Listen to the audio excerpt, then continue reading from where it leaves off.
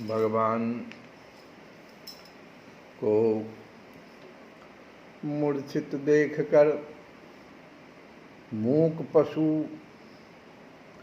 गोवत्स वृष महिष की क्या दशा हुई। गावो वृषावस्य तर्यः क्रंदमाना सुदुखिता। जितने भी ब्रजपुर के स्थावर जंगम जीव थे, सबों के समस्त सुखों का अवसान हो गया। धेनुवत्स वृष जाति करहि शब्द करुणा सहित जनुरो वही बहुभांति देखि नाथ क्रीड़ा रहिता। और इधर देखो, ब्रजराज महिषी अपने प्राण धन नील सुंदर के लिए रुचिकर भोग सामग्री का निर्माण करने चली थी कि एक ग्वालिन जो है छींक दिया, जोर से छींक दिया। तुरंत ही मुहूर्त परिवर्तन के उद्देश्य से जननी आंगन में चली आई और कुछ क्षण विश्राम करने के अनंतर मंगल द्रव्यों का स्पर्श कर पुनः पाकशाला की ओर लौटी। तो छींक दिया एक ग्वालिन, तो यशोदा जी वो भोग सामग्री का निर्माण जो करने चली थी, देखी मुहूर्त ठीक नहीं है तो मुहूर्त को परिवर्तन करने के लिए आंगन में चली आई। वहाँ कुछ देर विश्राम भी की, फिर मंगल द्रव्यों का स्पर्श कर लिया, तब पाकशाला में लौटी। पर यह लो क्या हुआ, आगे के पथ को काटती हुई बिल्ली भाग चली।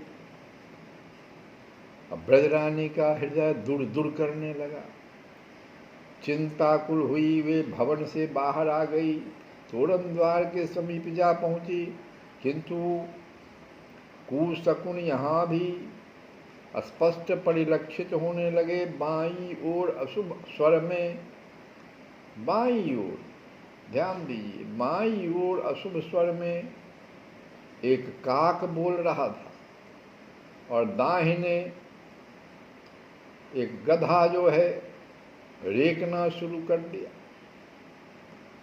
बायां काक बोलने लगा, अशुभ हो गया, और दाहिने गधा रेकना शुरू कर दिया, ये भी अशुभ। तो फिर तो हृदय थामे जननी यशोदा बाहर से भीतर, भीतर से बाहर गमन करती हुई रुंधे कंठ से अपने नीलमणि को पुकारने लग गई। मन में शांति का लेश भी न रह गया। यशुमती चढ़ी रसोई भीतर, यशुमती चली रसोई भीतर, तवहीं ग्वाली एक छींकी ठठकी रही द्वारे पर ठाढ़ी, बात नहीं कछुनी की, बात नहीं कछुनी की।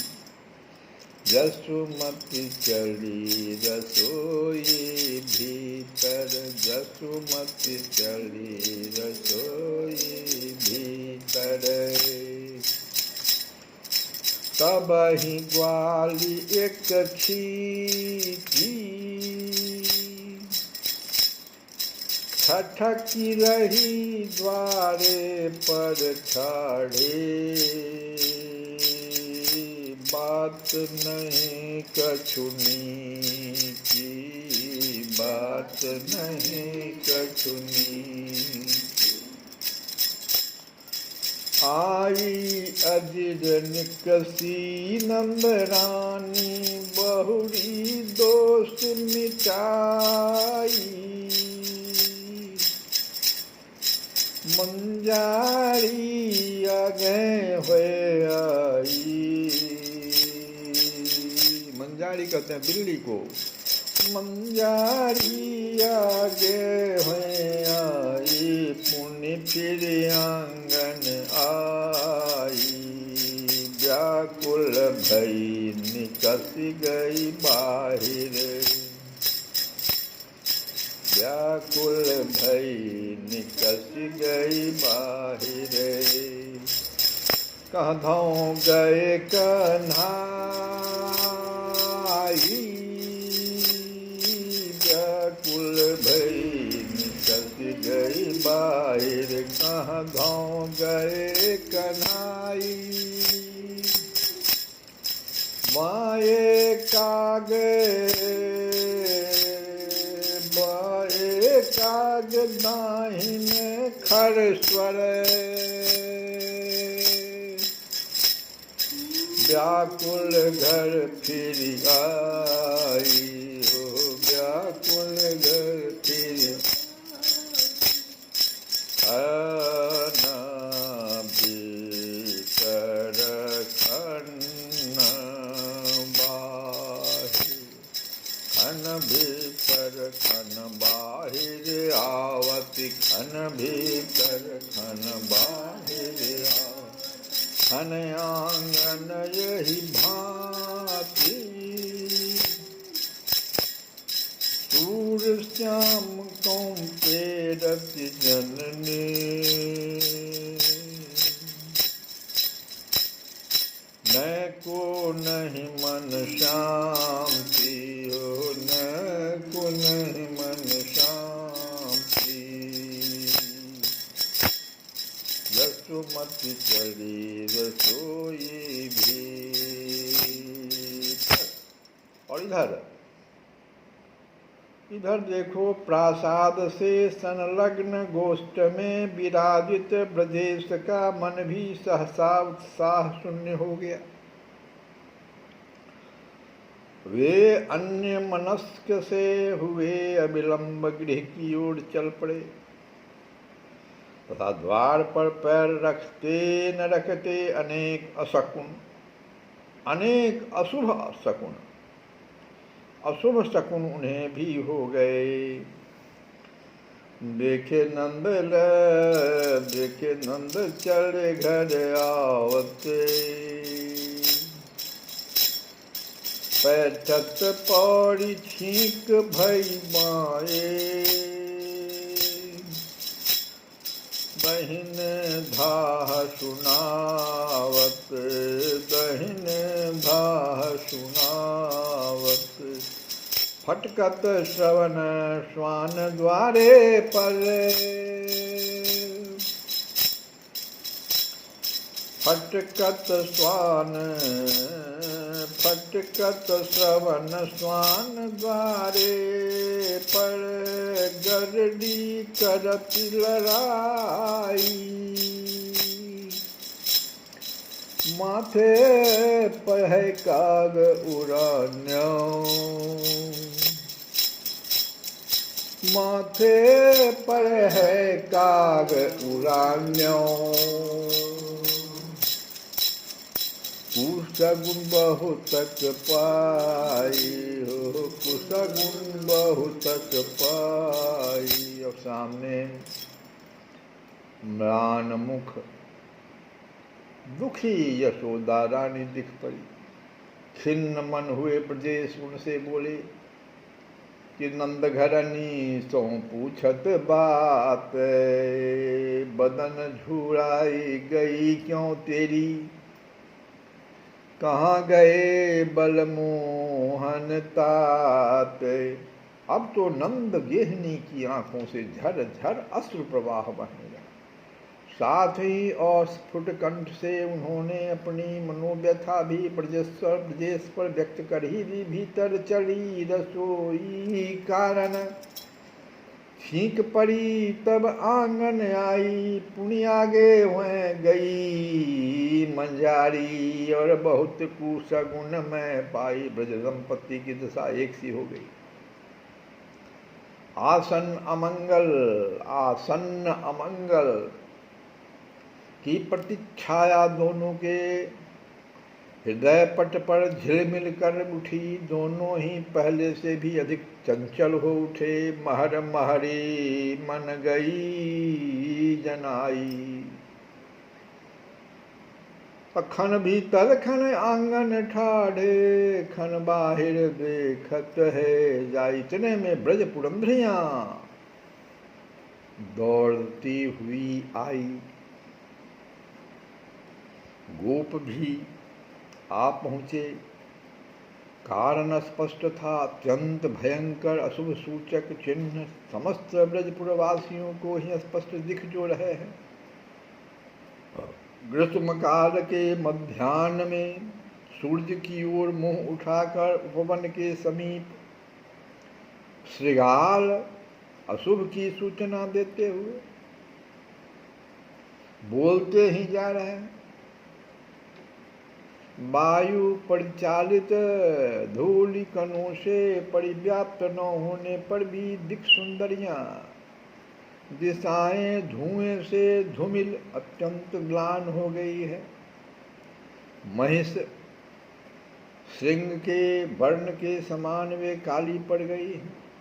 स्वयं दिनमणि सूर्य भी एक निस्तेज मणि के समान प्रतीत हो रहे हैं। सुख स्पर्शी पवन भी एक झंझावात के रूप में अनुभूत होने लगा है। ब्रज की धरा अभूतपूर्व रूप से बारंबार कंपित हो रही है। पूर्वनिताओं के दक्षिण नेत्र दक्षिण अंगों में स्पंदन हो रहा है एवं ब्रजगोपों के वाम नेत्र एवं वाम अंग स्पंदित हो रहे हैं। महिलाओं के दाहिने नेत्र और दाहिने अंगों में स्पंदन और पुरुषों के वाम नेत्र एवं वाम अंग में स्पंदन ये अशुभ है। इस प्रकार गोपावास के अंतरिक्ष में भूमि पर पूर्ववासियों के अंगों में तीनों प्रकार के ही अत्यंत घोर आसन्न विपत सूचक चिन्ह व्यक्त हो रहे। अथ ब्रजे महोत्पाता सुविधा प्रतिदारुणा उत्पेतुरभुवि दिव्यात्मन्यासन्न भय शंसिनः। श्रीमद्भागवत में आया कि ब्रज में त्रिविध भय उत्पाता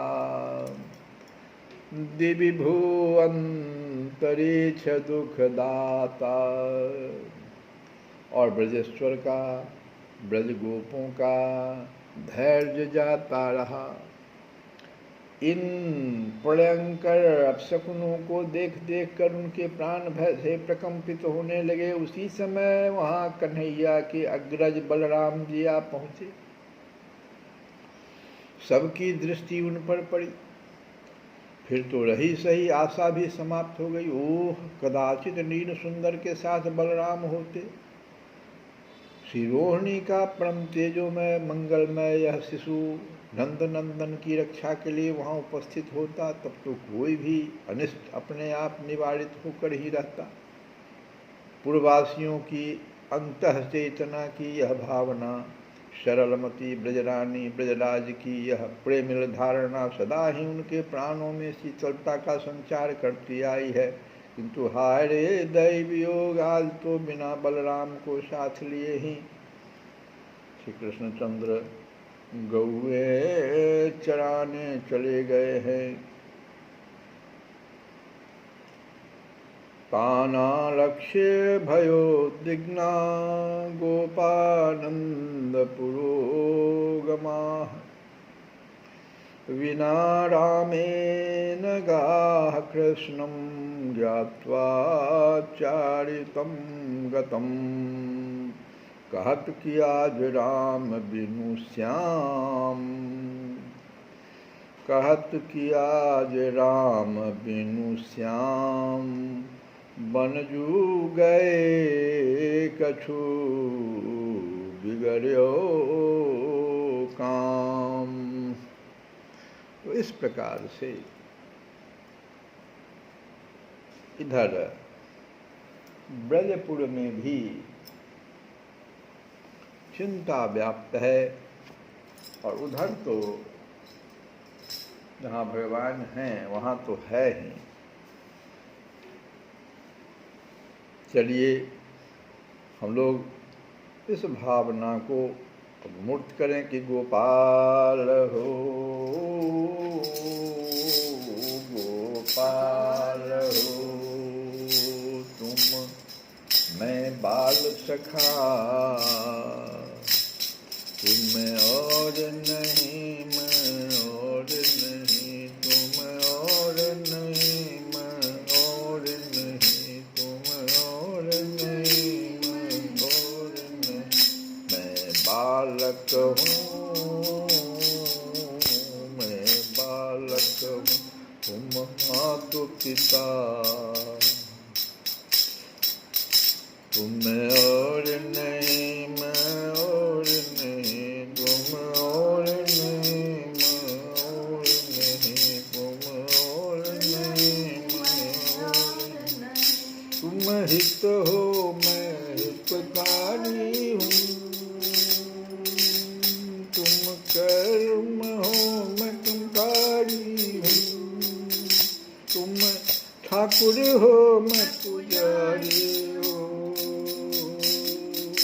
तुम और नहीं मैं और नहीं तुम और नहीं मैं और नहीं तुम और नहीं मैं और नहीं। श्री कृष्ण गोविंद हरे मुरारे हे नाथ नारायण वासुदेव।